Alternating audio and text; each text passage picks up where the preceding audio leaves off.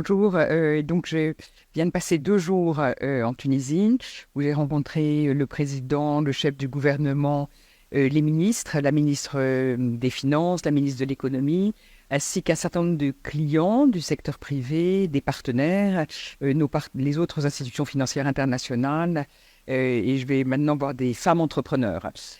La BERD la Banque européenne de reconstruction et de développement, est un partenaire important de la Tunisie. On intervient dans le pays depuis 2012, beaucoup dans le secteur privé, puisque notre mandat est de développer le secteur privé. Donc on finance des entreprises, des petites entreprises en relation avec le secteur bancaire.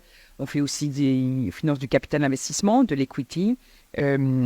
Nos priorité en Tunisie, c'est, comme je le disais, le développement du secteur privé, mais aussi la transition énergétique et le développement des énergies renouvelables. Euh, on a financé, par exemple, on finance le projet ELMED, qui est ce projet d'interconnexion avec l'Italie. Et on a beaucoup travaillé pour développer les énergies solaires et éoliennes.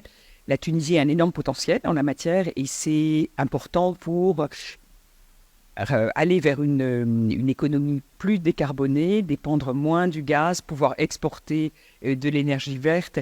Et aussi, c'est un élément aujourd'hui de compétitivité pour attirer des investissements étrangers. La Tunisie a déjà un pôle important d'investissements étrangers dans le secteur manufacturier, automobile, aéronautique.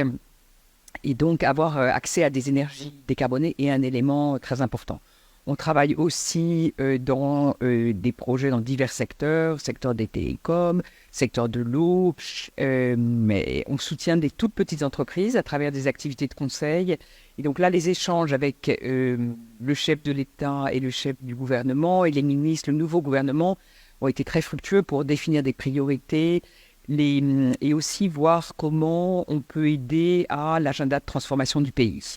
Un des projets sur lesquels on travaille, on a financé l'année dernière, c'est l'Office des céréales, par exemple, pour aider le pays à faire face aux augmentations de prix très importantes liées à l'environnement géopolitique.